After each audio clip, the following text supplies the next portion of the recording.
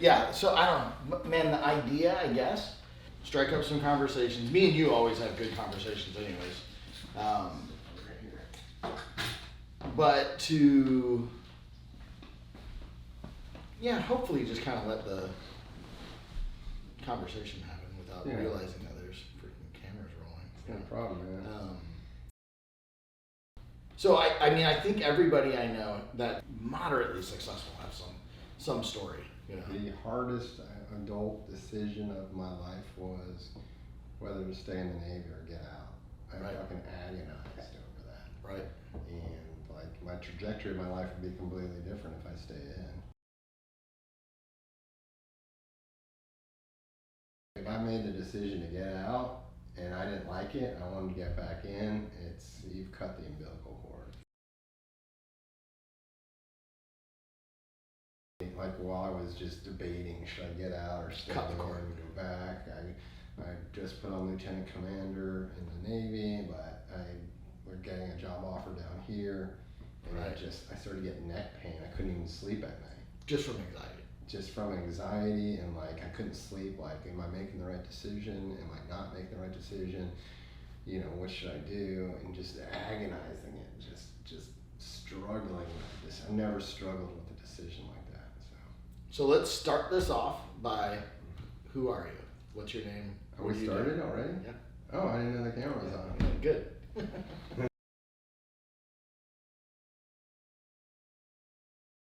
All right. Yeah, so this is the Off Colony podcast, which I haven't named yet. I think I'm going to call it Rise 8. And it needs a title, so I think it's going to be Rise 8. This is my wrestling coach, Adam Kantor. Pleasure to be here. Yep. Why don't you tell us who you are and a little backstory? All right, my name is Adam Kantor. I am 50 years old. I was born in Dayton, Ohio, and I now live in Tampa, Florida, and I just recently got some new tattooing from Phil. You did. On my arm, so we spent a lot of time talking. We did. And getting to know each other a little bit better. We've known each other quite a while. Yep. Yeah.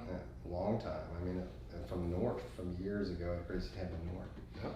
So I was born in Ohio, and then I moved to Nebraska with my dad. He was a doctor, and he was doing he was teaching in Omaha at Creighton University, and then we went from Omaha I was born in Ohio. We moved to Jacksonville, Florida for a little while. Then we went to Omaha, and then we moved back to Ohio. So I grew up in Ohio. How old were you in Omaha?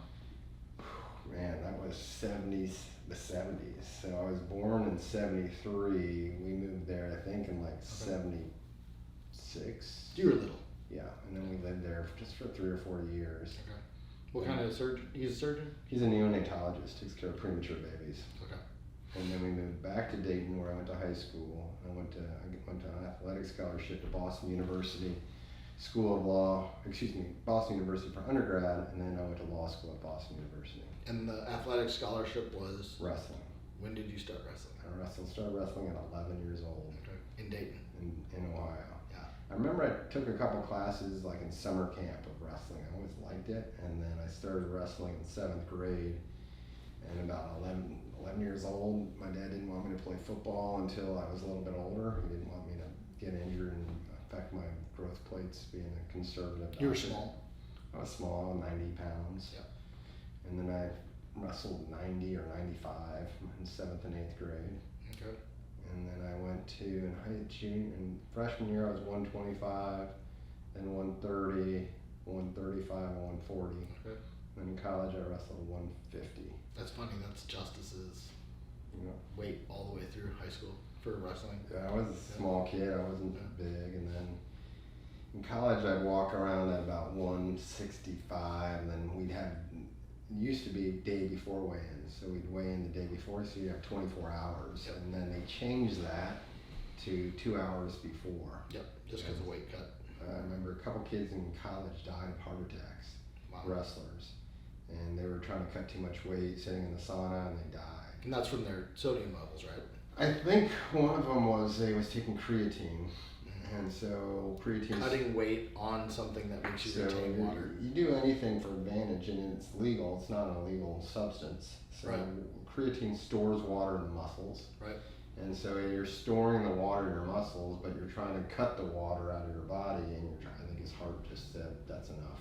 Wow, how old? And he was in his 19 or 20 years old. That's crazy. And so NCAA started testing your body fat and then changing, so they're trying to make it safer. Do you know how much we cut? I just heard of it through the rumor mill. So it wasn't on your team. No, it was not on my team. I think it was somewhere out of Michigan. What was your team like in high school? Like, was it a bunch of monsters? No. So I lived in an upper middle class neighborhood, but there were some rough areas. I lived in Dayton, and there's some rough areas, but where I lived wasn't too bad. Okay. So you got upper middle class kids who wanted to wrestle, and then you've got some Midwesterner Ohio's that wrestle. So you'd have these kind of polished kids going just get manhandled.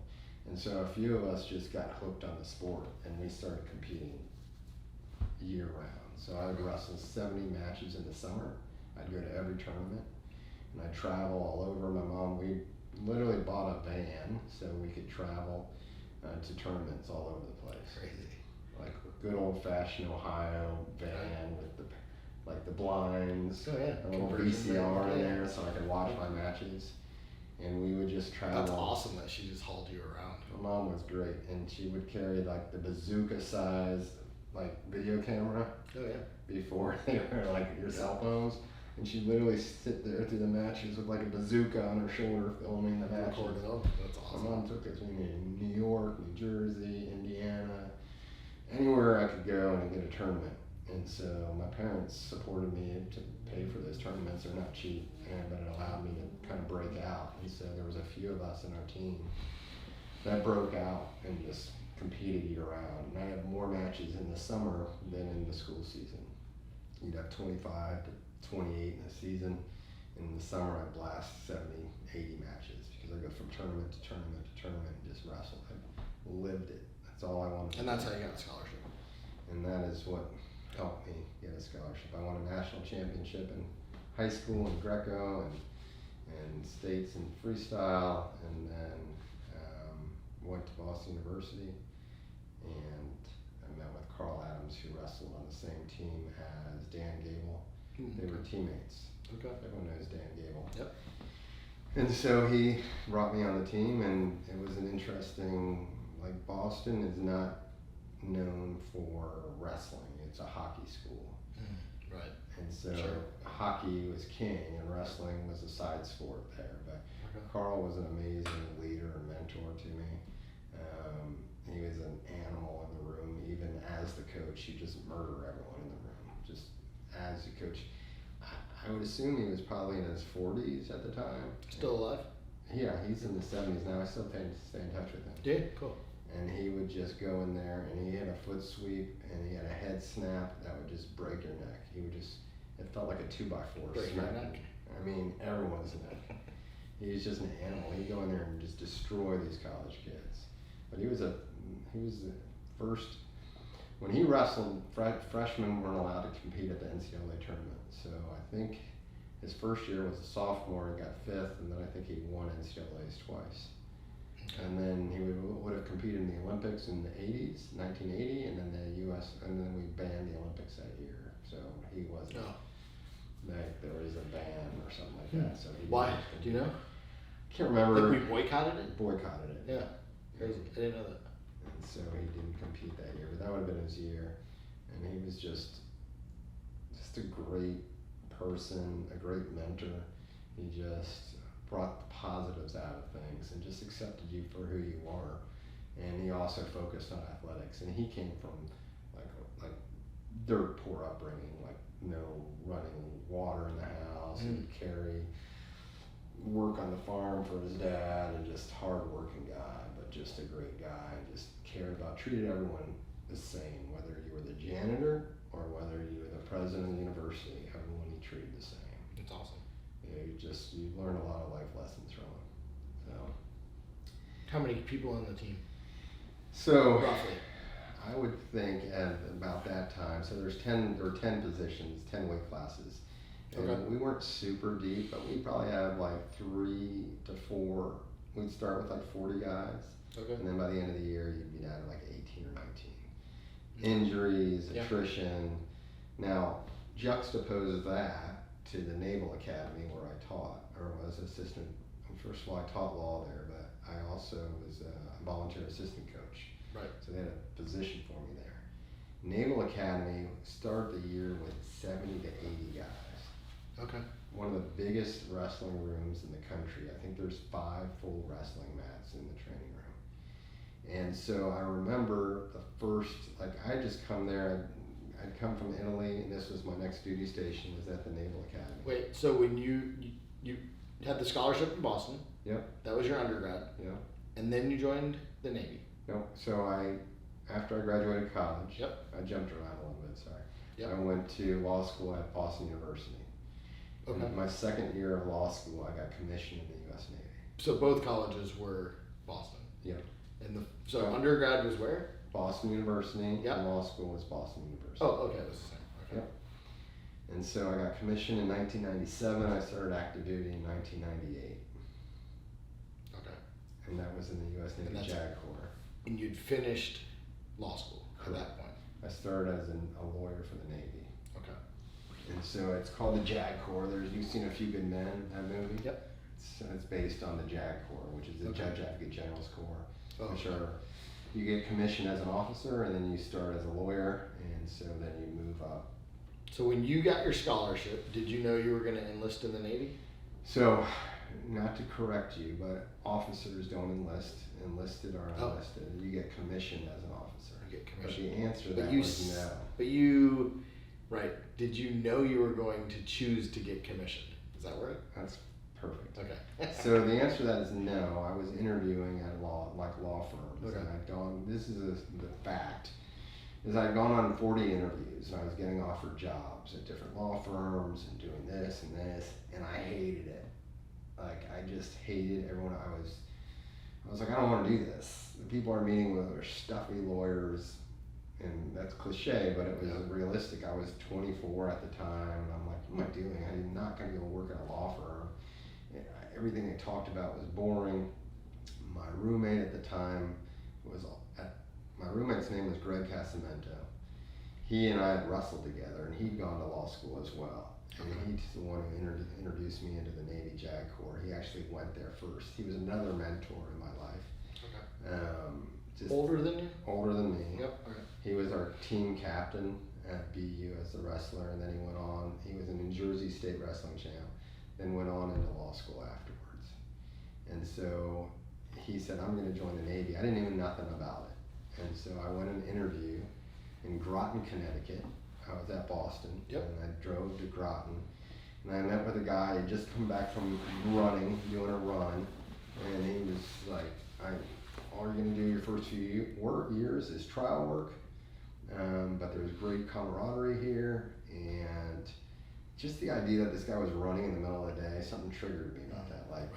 I'm like, he wasn't looking like a sausage stuffed into a suit like some of the people I met. Right. He looked healthy, he looked young, he looked vibrant, and I was intrigued by it. And so I went through the interview process, and it was interviewing, and I put in my application. So you have to go and get a physical exam, you gotta fill out all the paperwork and just put a big package together. And then just at that time, I think it was 97, there was a government shutdown. I can't remember what it was, budget regions or what, and nothing was going through. So my application sat there for 7 months. And I finally, at the end of the second year of law school, you need to go and get a job. You need some job to start marketing yourself when you graduate. So I started the interview process again. Wait, you have to do that? Why? Like, you want to make yourself marketable. You want to have some experience, so big firms will hire you because you've worked at another firm and you've done this in your second year. Second year, what you do in your second year of law school in the summer carries over. You'll finally have something on your resume. Okay. I wrote memos. I clerked with a judge. I, helped, litigate a case. Different things that help you in your career, and little check marks that when we're reviewing resumes, we're like, okay, has some experience. I had been waiting to hear if I was getting in the Navy, and I kept calling my detailer over and over, and he's like, look, the government shut down. We don't know when they're going to start approving. So I'm like, shoot. So I went and started to do some interviews, and then I landed a job. I can't remember where it was. I think it might have been a law firm or some government agency for my end of my second year. So when school ends, you then start your summer internship or your summer job over the summer, right? And then you start your third year. And a lot of times they hire you, if they like you after the second year, to work for that firm after you graduate. So that's why the second year job is important. Yep. I landed a job, and I was like, okay, good, I have a job. And then I got in the mail where you got accepted in the U.S. Navy. Okay. And I called them up, and I'm like, I'm not accepting this job. Because I was not going to work all summer, and so I just partied all summer instead. Okay. Which was a good alternative. And the commission was how long?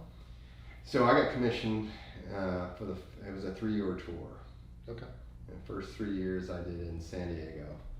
And so after that, a job opened up. And interestingly enough, in my first tour, I got married. In San Diego? And divorced. In San Diego. In San Diego. So when you get commissioned, it's a contract. Yep. And that contract is 3 years. Correct. And you get to stay in one place? One place for 3 years. Which is totally different than being enlisted.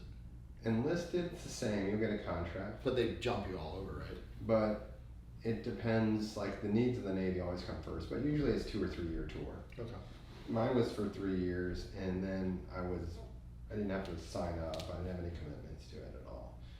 But as soon as I always wanted to live overseas, and my then wife never would have lived overseas. She was too close to her family. As soon as we got divorced, I called my detailer and was like, I want to go overseas. Okay. And so then I went and got stationed in Naples, Italy. Was my second tour. For 3 years? For 2 years. That was a 2-year tour. When you're married, it's 3 as an officer. If you're single, it's 2. Okay. And so it just depends. Sometimes it can be 2-year orders. Sometimes it can be 3. Mine were 2-year orders over there. So I did 2 years in Italy. We covered all of Europe and Southeast Asia, and I did criminal defense. My first tour was criminal prosecutor. So I prosecuted crimes of people committed in the military. Okay. Everything, it's a reflection of the society. So anything you do on the outside, you do on the inside. Child porn, rape, murder, theft, everything happens. Navy's a huge community. Military is huge, and just the reflection of the people still maintains. It's the same. It's the same. Okay.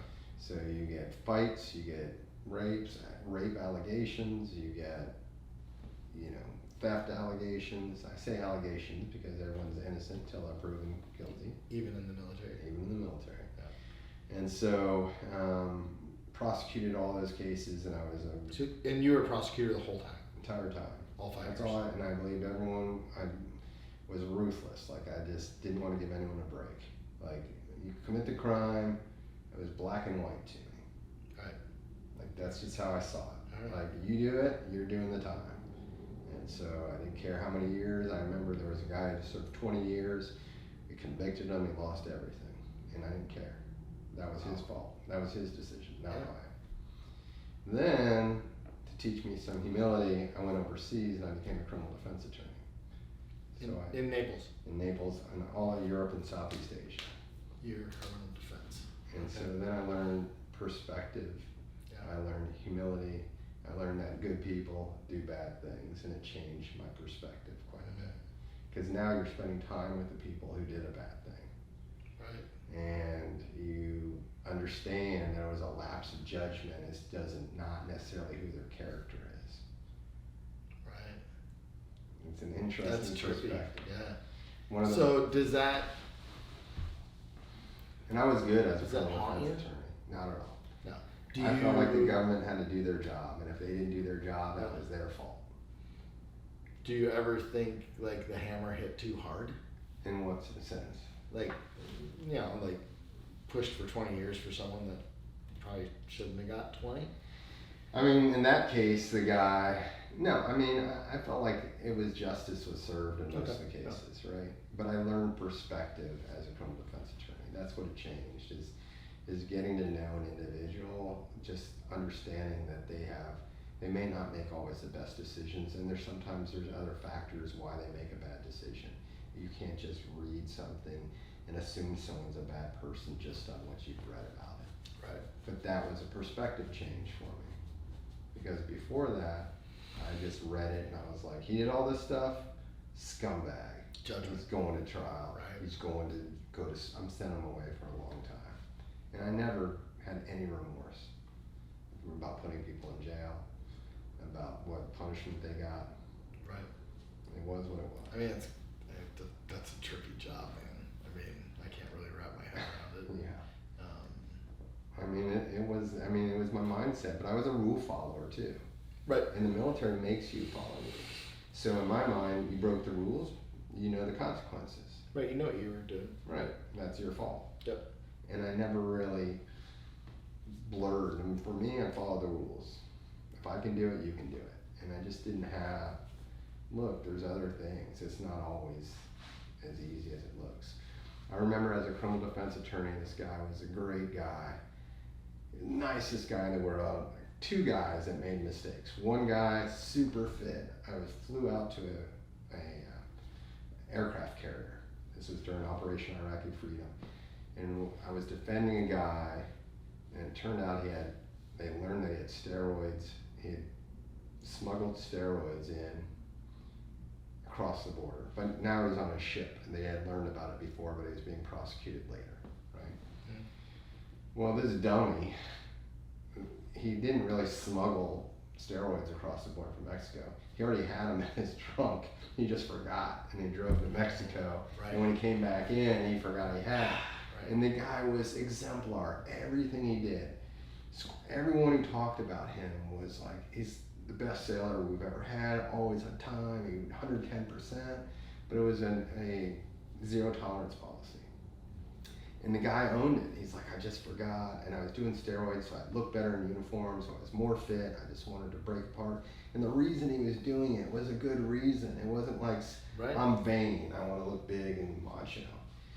And they kicked him out of the Navy. I defended him. I got him no jail time, and they kicked him out. But I just felt so bad for the guy. Like, that was where I started to learn that things aren't black and white. Right. You know, there are exceptions.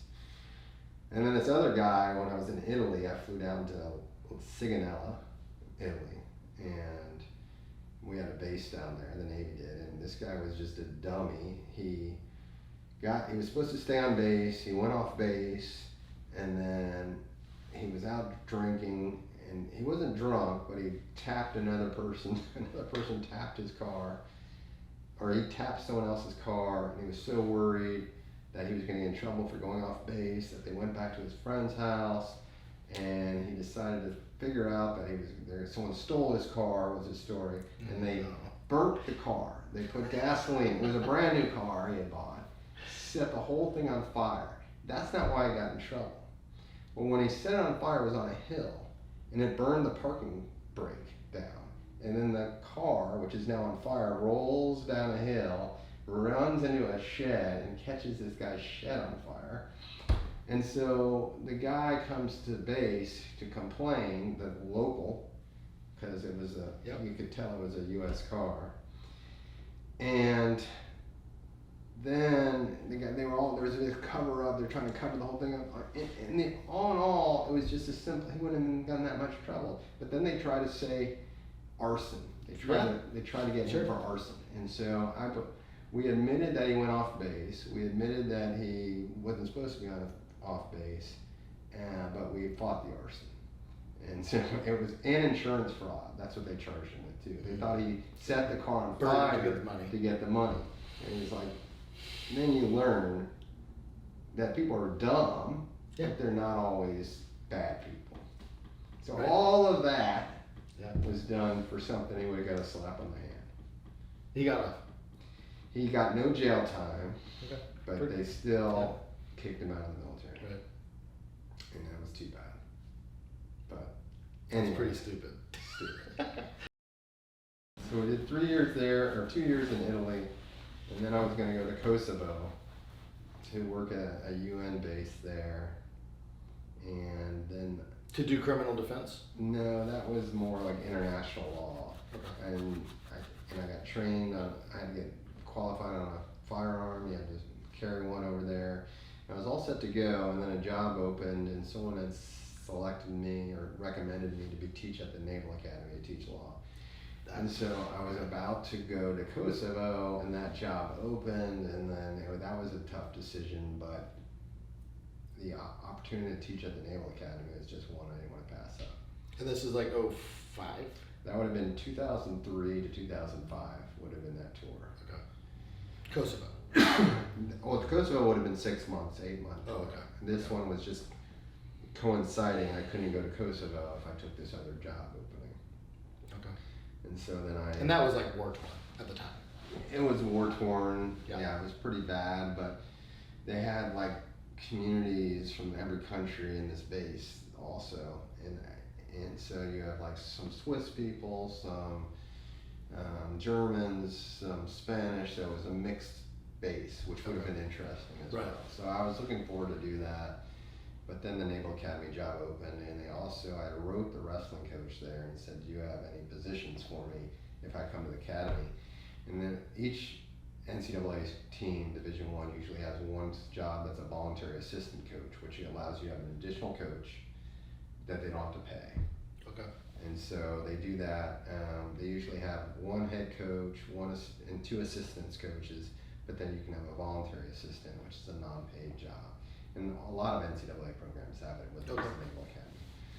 So the idea that I could get back into coaching and helping in wrestling again was also pushing me to go there, and just the prestige of teaching at the Naval Academy. Did you wait to hear from that coach until you committed? It was all happening pretty quickly, but I just wrote, and then they were like, yeah, we'd love to have you here. Cool. And so I was like, hey, I wrestled for Carl Adams, and here's my pedigree, here's my background. And the coach at the time's name is Bruce Burnett, who had coached Randy Couture at Oklahoma State. Okay. He was an assistant coach there, and he was the Olympic coach. He had done 2 Olympic head coaching jobs for a freestyle team. Okay. So I was a little intimidated to go coach with him. Yeah. Olympic star. And then the number 1 coach, or the head assistant coach, was named Joel Sherritt, who was wrestled at Iowa with Dan Gable was his coach. So I was intimidated by him. Okay. Who turns out to be one of the greatest guys, and I'm still friends with him to this day. And then the other assistant coach was a 2-time All-American from Nebraska. His name was Todd Beckerman, and he wound up being the head coach at Brown. And Joel ultimately wound up being the head coach at the U.S. Naval Academy because Bruce retired at some point. Gotcha. Okay. So I was like a little intimidated by just such this great coaching staff, and it was like, oh wow, this is like a big time program. But I was excited by that as well. So left there, went to the Naval Academy, and I started teaching 4th and 5th Amendment, which is due process, search and seizures, criminal law. And then I taught rules of engagement, who you can kill in combat, who you can't kill, enemy combatants, where your ship can be, law of the sea, bunch of international law as well. And that was my focus. And you're teaching at the Naval Academy to young commissioned officers that are... So you're teaching, basically what I taught was in the leadership ethics and law department, and that was all for seniors at the Naval Academy. So they would soon be, when they finished that year, they'd be commissioned as officers into the Navy or the Marine Corps or any other service branch they wanted to go. Okay. So it was great. It was a great tour, and I worked with some of the most... But the highlight was the wrestling team. The highlight was... Or both. Wrestling, but some of the people that would come and speak, like John McCain would come there, the speakers, you'd have 4-star admirals come on board. Just the leadership there is just next level. And some of the people I worked with, this guy named Colonel Athens, who I work with, who now is a professional speaker as his full-time job, just was another mentor for me. Just married 11 kids, all with the same wife, all in the same marriage. Wow. And just anytime I'd listen to him, I would just come out like elevated. Like anything he'd talk to you about, you would just be like, wow, man, it just was powerful guy. And he's still a speaker. In fact, last year I had him come and speak to my entire law firm we have a retreat every 2 years. Okay. And he spoke for an hour, and it was just like standing ovation at the end. Just one of the best speakers. Wow. What's his name again? His name is Colonel Arthur Athens. He worked with Reagan administration. He worked when the Challenger exploded. He's worked with the Marine Corps equivalent of Navy Top Gun, or the movie Maverick. Right. And Marine Corps has pilots as well, and he was an instructor there. Okay. Just a great human being, and just you feel unworthy of his presence. I'm sure you have a million stories just about the academy. Yeah, I mean, it sounds like a lot happened. A lot happened. And you were like 26, 27? No, I was in my 30s by then. Okay. I mean, I'd been probably around 30, 32. I actually was one of the people on stage next to George Bush at the graduation. He was on stage, and I was the person announcing people to come up and get their diplomas. So Okay. it was pretty. W. The son. Yeah. Yeah. Yeah. Okay. Which was a cool experience. I bet. Yeah. For 1 second, like he was probably about, I don't know, like a little bit further from you. I could have run and tackled him, right? And for 1 second, that fleeted through my mind. Like if I ran and tackled him, I'd be across every. Of course, the sniper would have shot me You'd be in the dead. head. Yeah, yeah. And I'm like, that's how close he was. I'm like, this is a pretty cool. That's awesome. Experience. So I was just the guy that would read names. You were almost famous. So close. That's very far from the thing. Yeah, but not the kind of fame you want. John Smith the Third. That was me. There was 2 people doing it, but they selected me to do that, which was cool. And then you had the President of the United States standing right in front of you. Yeah, that's awesome. That was pretty cool. But no one wanted me down or anything. I was like, I totally could go and tackle Bush right now. I would be across every news outlet, but I didn't do it. No, I was a bull follower. We wouldn't be talking. Right? Probably not. No, definitely not. Or I'd be in a different mechanism. They'd probably hit a spinal cord or something. Everyone would know your middle name. Yes. Yeah. That was cool. That was a good tour, man. I learned a lot. I was just surrounded by amazing people, but the leadership in the wrestling room was insane too. So how, like you said, it was intimidating. Until you got to know them. Okay. But I've read about them all. Like right. I know Bruce Burnett. I saw him in the Olympics. I heard Joel Sherrod. I've seen him win an NCAA championship. So, but to work with them was just a different level.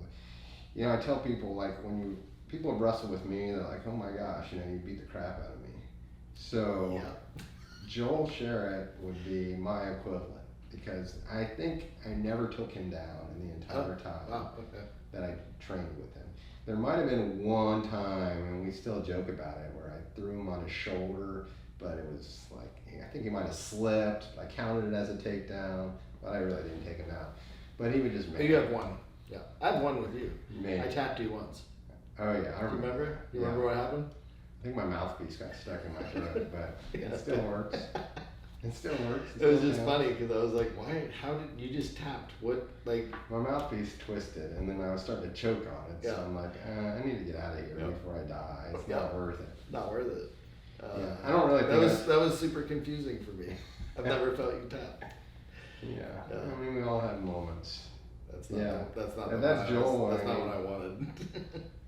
I mean, he just could manhandle people, and it was just exhausting wrestling him. And then Todd Beckerman was a lighter weight. We'd have good goes, but I mean, I outweighed him by 30 pounds. But he's tough, man. He was tough too.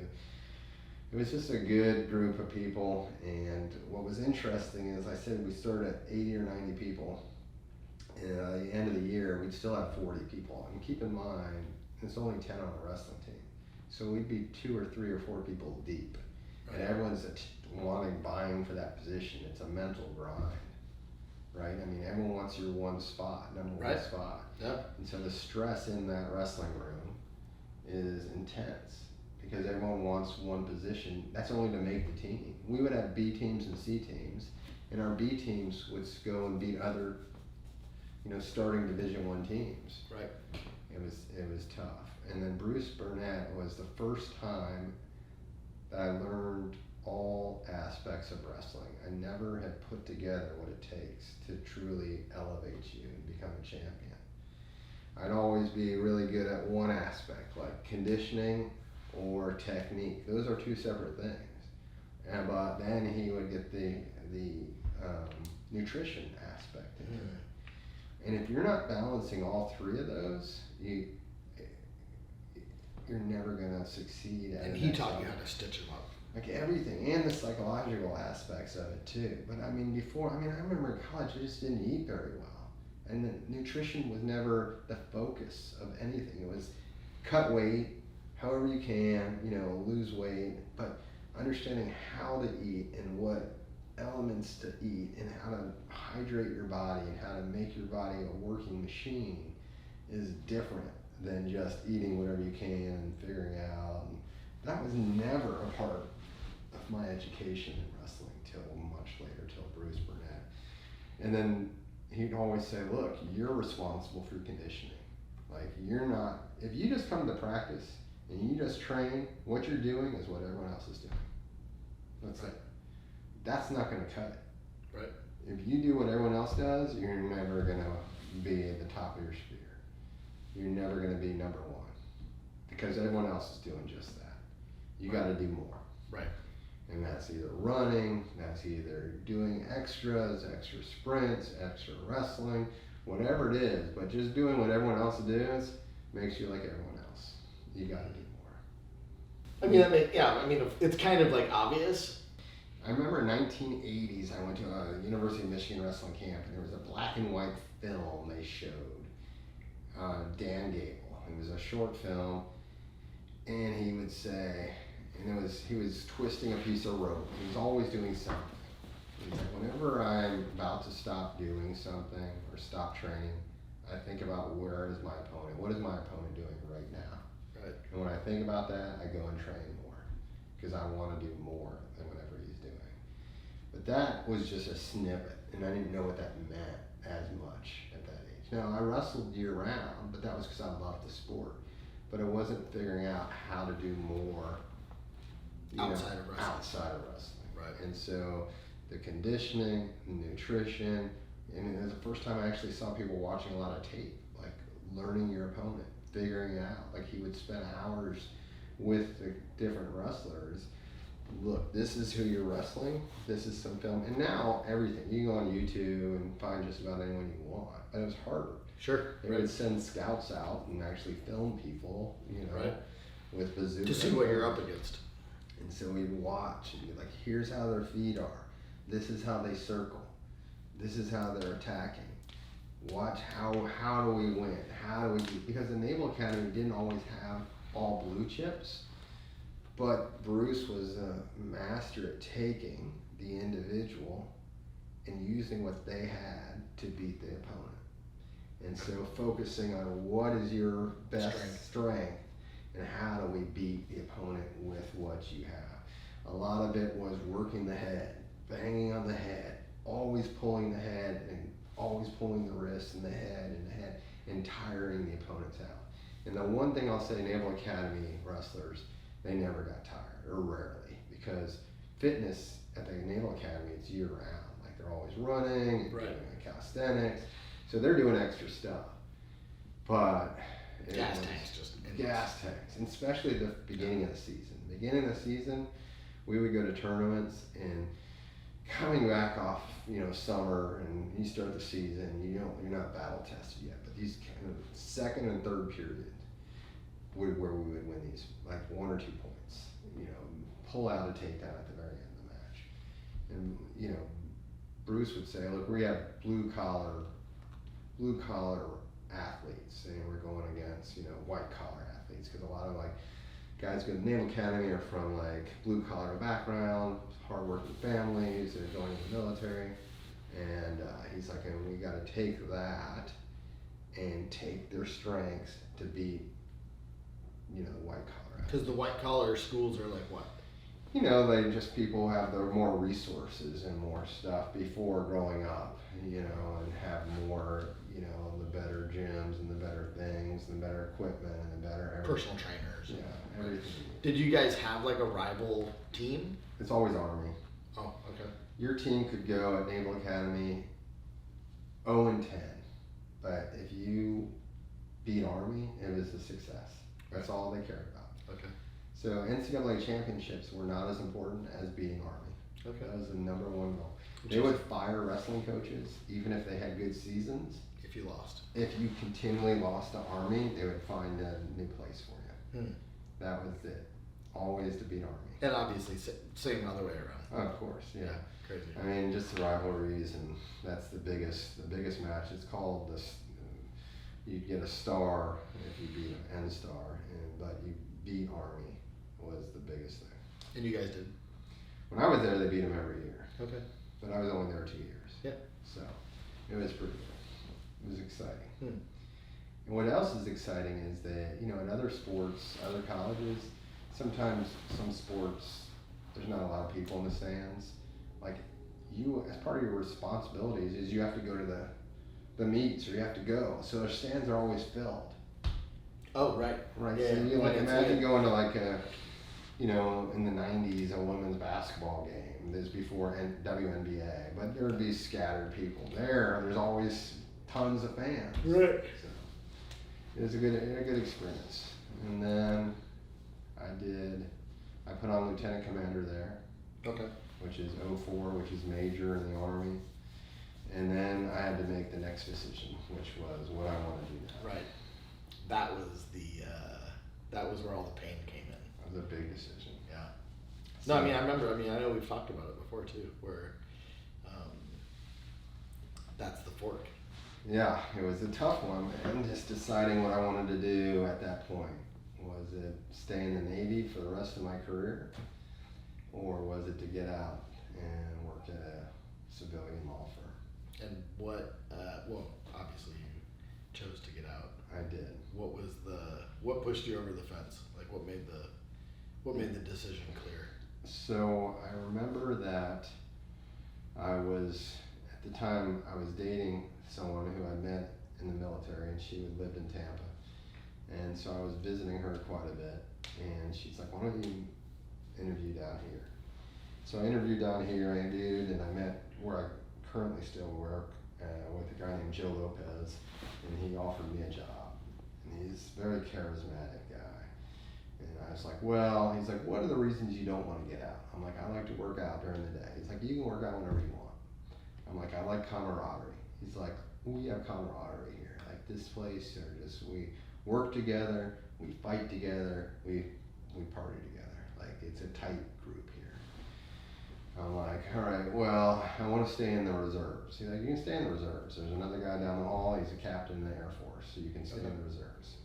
So everything I came up with was him being proactive, telling me. He had an answer. He had an answer, and he's like, whatever you want, we'll make it happen.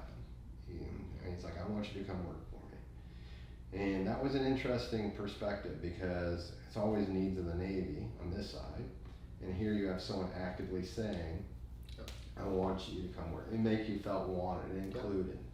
And he's a super charismatic guy, and I was going to work directly with him. So I went back to the Navy. I was like, I want to leave. I just put on lieutenant commander, which I was lieutenant, and then you go lieutenant commander, and my next in my chain of command was lieutenant commander. So I didn't want to stay there for a third year, and it's better to have a higher ranking person be in charge of you, just from a look from the Navy. To get promoted, you want to work for higher ranking people. So you working with someone else underneath them is the same, isn't a big improvement.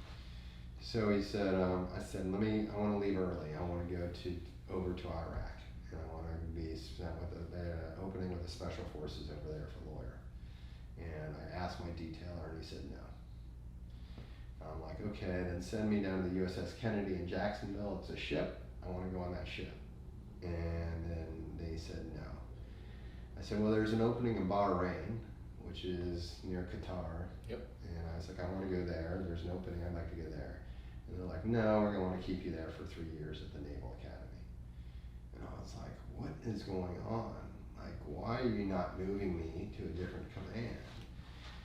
And it was frustrating me. And I said, you know, I've always done very, very well in the Navy, yet you're not moving me. You're keeping me here, and it's not going to do well for my career. So I have that aspect of feeling like unappreciated or not helping me. And then I have people saying, come here, we want you here. And so it was tough. And then obviously I was dating someone that lived down here, so I had some ties. And so, you know, I just battled with it because I didn't know if I wanted to get out. And I had started having physical manifestation of pain, neck pain. I couldn't sleep, and anxiety decided because, like we talked about before, once you get out, you snip that umbilical cord, there's no going back. Yep. And so I struggled with the decision. Well, is that true though? If you get out and you went to reserves? Yeah, you can go in the reserves. And you keep your class, right? Right. Like you keep your rank. I could stay in the reserves. But if I didn't like it and wanted to go back to active duty, it's like you can do it, but you're not. You're starting back out. Yeah, it's like you've lost your position. It's just not. It's like a chunk out of your armor. Like you're not looked at the same way. Gotcha. So it was a struggle. How long was the struggle? I mean, it was at least a month.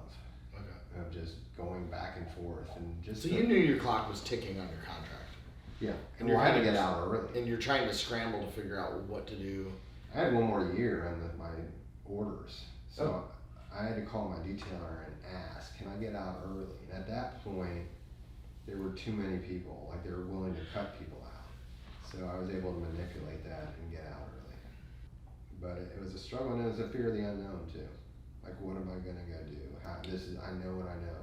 Yep. And getting out is difficult, and I don't like change. Losing your anchor, kind of. No pun intended. Yeah. Right. Yep. And then, but finally, I just made the decision that if someone wants me that bad, then I'm gonna take a risk. And you're still at the same place. Still there. I've been working there since 2005, so 18 years at the same place. I know your life's great, so it's weird, and I mean, it's weird because when your life's good,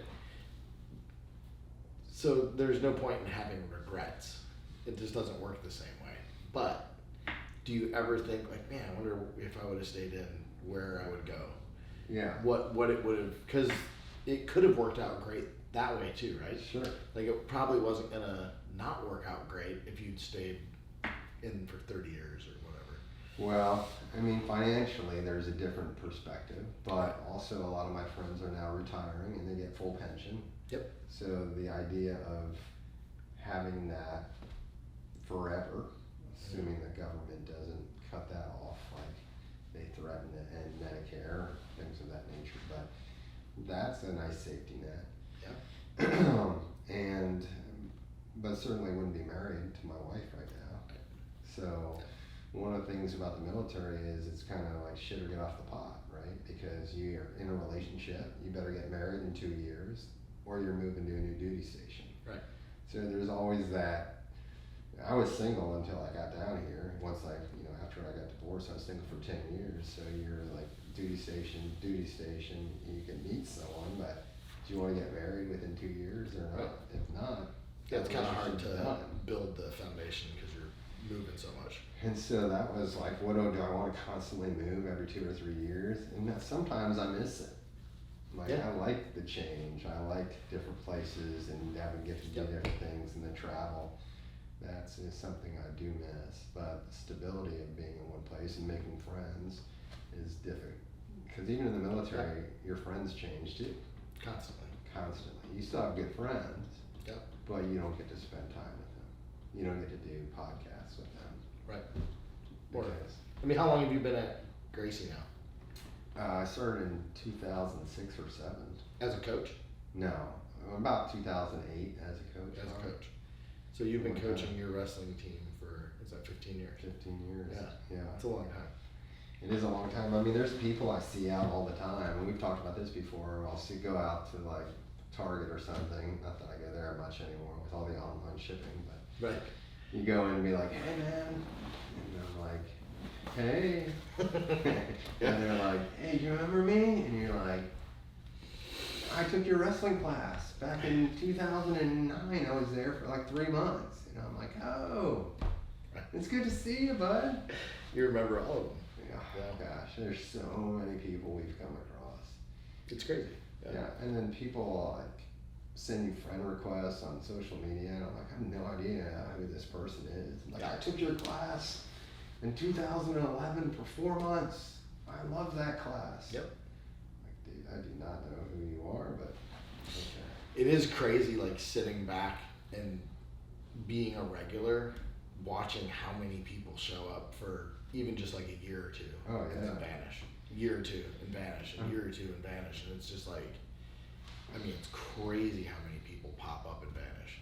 I mean, look at the black belt wall. Matt always says it. There's only like 15, 20 people up there, right? Yeah, I think we have 24, 25, something like that. 25, and he's been there for 10 years. Yeah, at least, right? And it's just the attrition. Yeah. They're there. You're like, this guy is amazing, and then.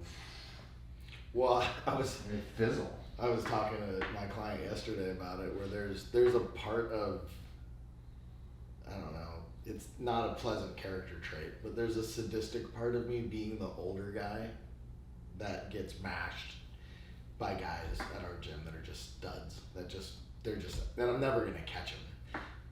And there's a handful of them, but I love it when their wife gets pregnant. Because it's just like, oh, cool. See you in 8 years, dude. Yeah.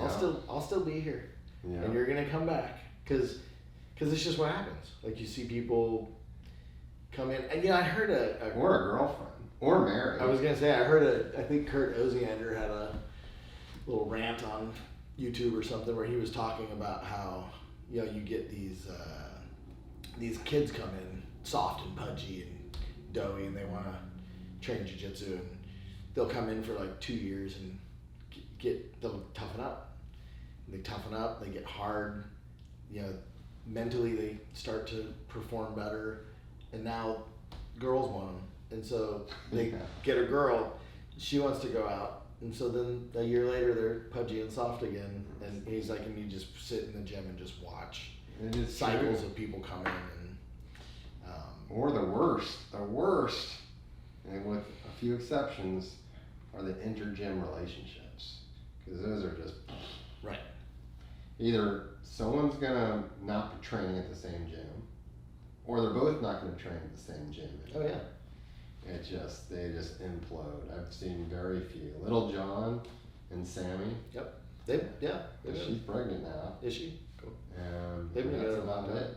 Yeah. I mean, I've seen it blow up a lot. Oh yeah, all the time. A lot. We don't have to go through names of the blow-ups, but we've both seen those happen, and they just. There's a couple.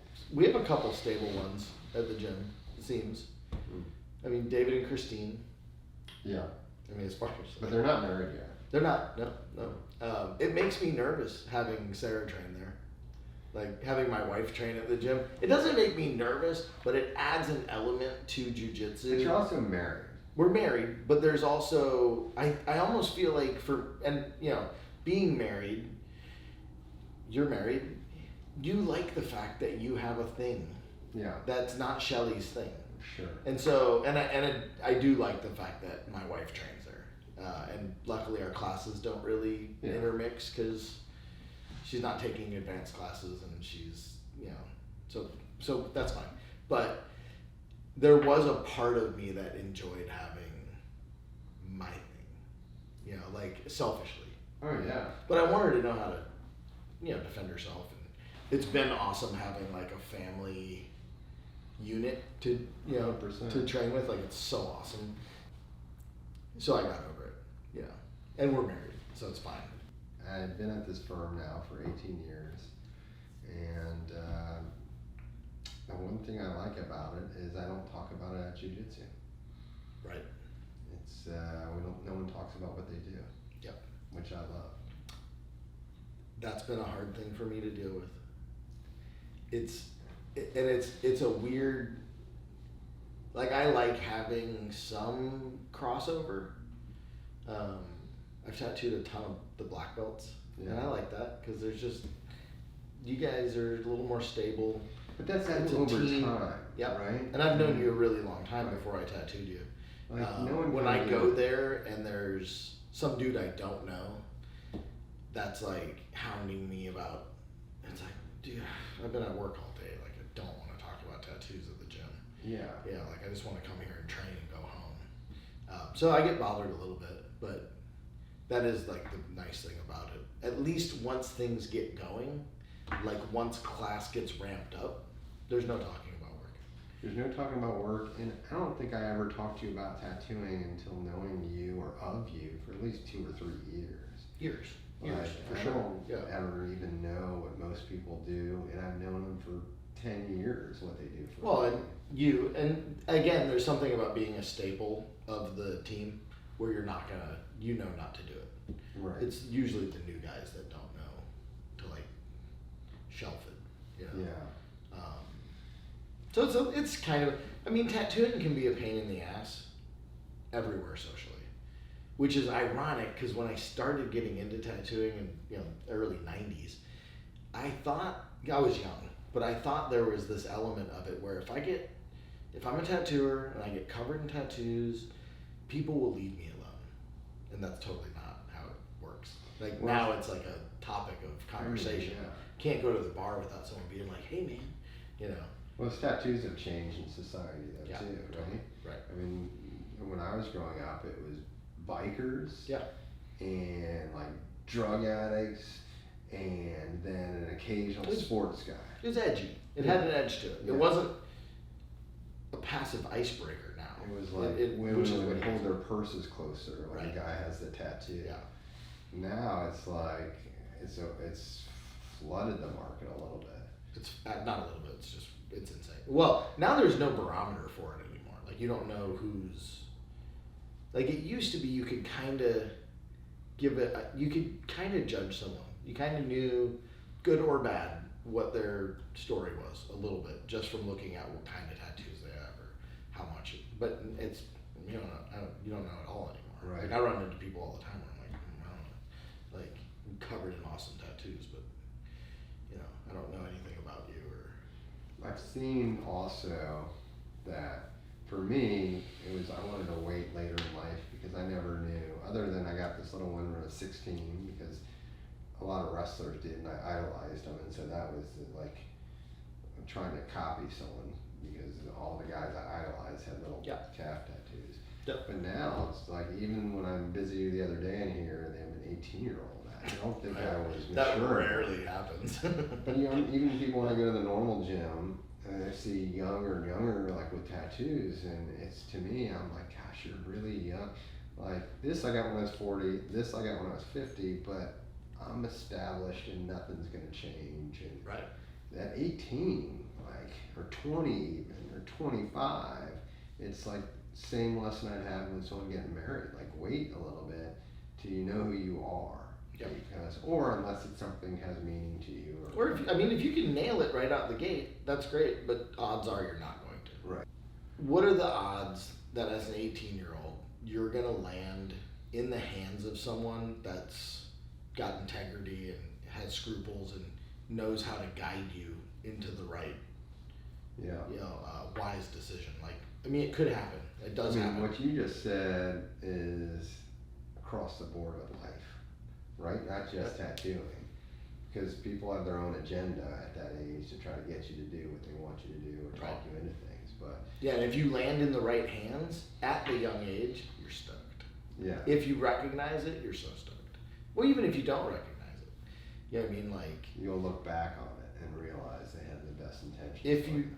That's how things work out well, is if you happen to land around some older guys with wisdom that do take care of you. So it can work, but it is rare. And for what we're exposed in Florida, I think it's even rarer. Yeah. There's definitely certain areas that are like epicenters, where there's just amazing tattooers just crammed into like super small little neighborhoods. So I would easier. presume if a 20-year-old came in and said, I want a huge Mickey Mouse on my thigh, you might be like, are you sure you want to do that? Or maybe I'm not the right person for you. Yeah. I vet everybody on emails before they even get through. So I get emails all the time. I just never even reply. It's just easier not. Like there's no way I can even answer all the emails. So how often do you tell someone no, I'm not going to do Every time, I mean, I do consultations twice a year, and every consultation day I'll tell a handful of people, like, I'm not your guy. You know? Really? Yeah. I mean, in fairness, even when we were choosing colors, we were like, all right, maybe we should do a blue. And you're like, I can do a blue. And then you came back, you're like, I'm not doing blue. Yeah. I'm doing green. Yeah. I like to think about stuff. Yeah. And try to, I'm not real good with like spontaneous tattooing. Like I'm not the kind of guy that's just gonna like all of a sudden change directions and do something spontaneous and not regret it. So I like to have time to think about what I'm doing and do mock-ups and kind of, you know, analyze it in my head before I just jump into it. You know, I like to have a pretty good vision of what we're doing. Is that And just so for as I'm tattooing, working- or is that for life? No, I'm super spontaneous otherwise. Really? Yeah, right. My wife is not spontaneous. She likes time to decide and figure out, and with some things, right? And then I make a decision, and then she's like, "Are you sure you want to do that?" And I'm like, "Maybe you're right. Maybe you're right." No, I mean, even like doing this, like it's pretty spontaneous. You know what I mean? Like I've thought about it, but I don't really know what I'm doing. It's like, nah, screw it. Because what's the worst case scenario? Worst case scenario, we do this podcast, it doesn't work out, it looks stupid online, and I move on because I don't care, right? Like any daily life stuff, or even with painting or sculptures, or, you know, I'm constantly like learning computer programs or doing animation or like screwing around with that kind of stuff. I have zero attachment to it because it's so obvious to me after almost 30 years of tattooing that I can screw up. Like I can start a painting, butcher the painting, throw the painting away. And with tattooing, I never have that freedom. Like I have to make sure, like I have to give them 100%. Like it might not be the best thing that's ever done, but I'm giving them 100% of what my abilities are every single day. And that gets exhausting. Okay. So everything else is fun, in a sense. I mean, I feel like I have a lot of freedom with tattooing because I have good clients, and I've done it long enough that I know what my boundaries are. But everything else, when I want to like play around with something, like whatever it is, hunting, boating, fishing. You have a lot of projects going on. I mean, you have your mind in tattooing or just in life. In life. Yeah. Man. I mean, you're always like, I'm going to work on this, and I'm also doing this, and then I'm going to spend 4 weeks. I'm going to do this. Yeah. And it's like you have and a lot going on. Right. Jiu-jitsu is probably the best one where, you know, I have it in my head that I'm going to train 5 days a week. It never happens. Like, you know, not anymore. It hurts too much. So if I try every day, like every day in my mind when I wake up, I'm going to train at 6 o'clock. Every day I'm going to train at 6 o'clock. And then a lot of times at 5 o'clock, it's like, well, I can't. I got to go home. I got to let the dogs out. I got to live life or whatever. And then I don't go. But in my head, it's like, I'm going to go. But at no point have I ever, or do I train thinking I'm going to be the best. I love the fact that I can just enjoy it and learn about jiu-jitsu and try to constantly do it as, you know, 40, almost 7-year-old. It's kind of hard. But like, I enjoy the fact that I cannot be the best guy in the room and not give it my all. Like I can go and like, especially on weeks where I'm going to get 4 or 5 sessions in a week, I have to like go with the mindset that I'm going to lose. Like I have to go with the mindset that I'm going to get tapped a lot and that I'm not going to push myself to the point of getting broken. Because if on Tuesday I go in with the mindset that like no one's tapping me tonight, I'm going to give it everything I got. There's no way I train on Wednesday. Right. There's no way I can make it on Wednesday. The only way I can make it is to kind of take the expectation down a notch so that Tuesday's mellow. Not like a flow roll. Like I try to still go hard, but I have to be okay with losing. And this, I can't do that here. You know? So it's freeing to be able to like go do something.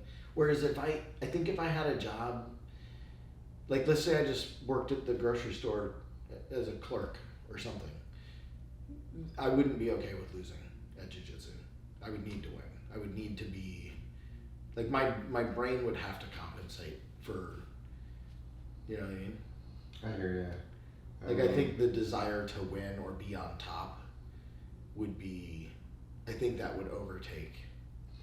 But that allows you to grow and get better too, by not feeling like you have to win. Sometimes I stunt my growth because I hate to lose so much that I don't open myself up to trying new things for fear of being in a bad position. And just having the mindset of like, I don't care if I get tapped today, is actually a better mindset than some of my mindset. I might at times enjoy it more, but you're better. And you'll always be better at it. Because you have the competitive drive to be better. Right? I mean, I don't know always. I'm getting older. You're younger than me. We're not that far off. You're 50, I'm almost 47. 50, man. Yeah. I mean, we're I wish I hadn't quit in my 30s, but there was no option. Yeah. Like I didn't have a choice really. So I don't really, I guess I regret it. I don't know if I regret it. So I was talking to a friend of mine and he was saying that he wishes that he hadn't trained so hard when he was young. He's a judo black belt and jiu-jitsu brown belt. And he wished he hadn't gone so hard so young, because now that he's 47, 48 years old, he can't train because his knees are just shattered. So it's like, he was just saying like, oh, it's kind of nice that you did take some time off and didn't go bonkers when you were young, because now you can train when you're older.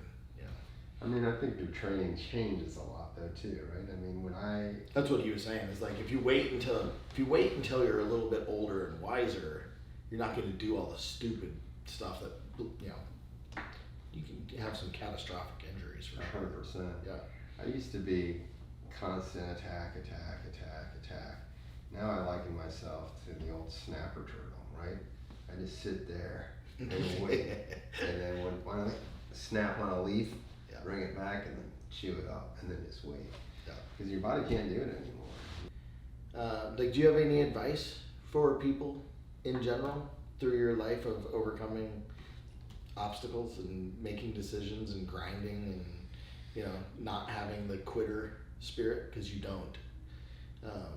So like, if you imagine you're talking to Justice right now and just giving him like life advice on where to go, how to push through adversity, like, do you have? Yeah, I mean, I think for everyone is you need to don't be down on yourself and just know that everything in life is difficult and you got to push through some things to grow. One of the biggest things that's tough for me is I try to control every situation. And so I like everything to be controlled. And when I lose control, I get a little panicked, right? And so understanding that you can't control, there's some things that are outside your control and you just have to go with them and just embrace that, will allow you to grow more than trying to control. I mean, my wife tells me that I try to control every situation, like I like to be scheduled and regimented, and she is the complete opposite. Right. She is like, if you go to the used car lot and there's that blow air thing, it goes like this, that's my wife daily. Right. Like, she's all over and free and we're late. You're so rigid you can't even do it. Right, I can't even move. I'm like a robot. But like, I learn a lot from that, and that applies to everything. Like, some things are out of your control and you just have to go with them. And sometimes you're gonna lose sometimes in life, but you're gonna learn from that loss. You're gonna get better. You only lose if you don't grow from those situations. Right. And so every time we lose is an opportunity to learn and get better and develop. But if you're so controlling over your loss and kicking yourself while you're down and you did so terrible, but you don't afford yourself the opportunity to let go of that and forget about it and just learn from things that you can grow on, you can get better, you can do more, you can continue to grow. And it's harder as you get older. I think it's easier when you're younger to do that. Okay. Because we get more controlling as we get older, in my opinion. Right. And not less controlling, because we like things certain ways. I think for me, I've almost come to the conclusion the older I've gotten, and this is just something I've picked up on. It's not a philosophy, no one like taught me this or anything, but I've just noticed that when I was younger, I would fail at a task or a goal. Like I would miss the mark. I would set out a goal, I'd miss the mark, and then I'd register that in my mind as a failure. And now the older I've gotten, the more I've recognized that they're not failures at all. That once you learn from you set your bar high and then you didn't make it, but it's not a failure. You still had forward progress. That it's easier for me to set a goal, miss the mark, and embrace the fact that I still accomplished something in the forward direction. Yeah, and recognize that we all make choices in life, right? We choose certain things. We're like, well, I didn't choose this. Well, you sort of did. You chose the steps to get in there. Everything in life's a choice. And one thing my wife and I talk about is love's a choice too, right? Yeah. She chooses to love me. I choose to love her. Right. And that comes with, failures along the way too. Yeah. She's like, I might hate you, but I choose to love you. Right. Right? And so those are things like understanding that these are choices we make throughout life that we have to choose, and we're responsible for the choices we make. And I don't know if all that makes sense, but that helps, helps me understand and helps guide me as to how to break through difficult situations and to learn from those situations and grow from them as well. So just keep in mind that, the choices we make set up where we are, and we can always make new choices to change the trajectory that we're going on. But you made the choices. I chose to be here today because I enjoy spending time with you. I enjoy speaking with you. And so I've learned a lot from the choices that I've made. But if I try to control too much and not allow myself to learn from new experiences or say yes to this podcast experiment, then I wouldn't have learned all the things that I've learned today and expressed some of the things I've learned today. Well, and then inadvertently, someone will get something out of this. And so if you tried to control it and not do it because you don't know how it's going to work out, or Phil doesn't know how to do podcasts, this thing could totally flop. Or fear how we're going to look or be perceived. The person that might benefit from it, you just stole that from them. Like they had an opportunity to learn something, but because you tried to control it, now they miss out on that opportunity, right? Yeah. Just allow yourself to be free. And things I tell people all the time is you only really, if you're not happy or enjoying what you're doing, change it. Like you only get one life to live. And if we're constantly, if you have this feeling that something's not right, then change it. Choose to make a decision to change that. So why be miserable? Your life's too short for that. You should make a different decision. I tell people who come to work for me at my firm, you spend more time with the people you work with than you do your own family. Yeah. So choose something that's right for you. Don't go after money. Don't go after fame. Go with the choice that's going to make you the happiest, because that's where you're going to spend your time. Don't chase the money.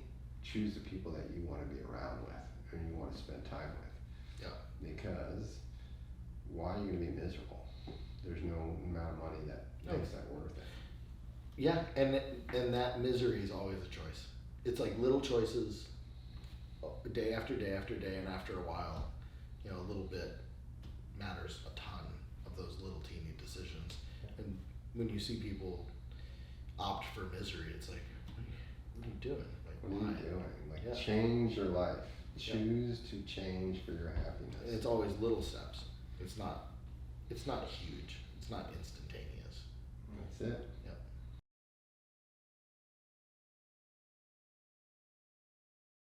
Well, cool. Well, Adam, thanks for doing the podcast.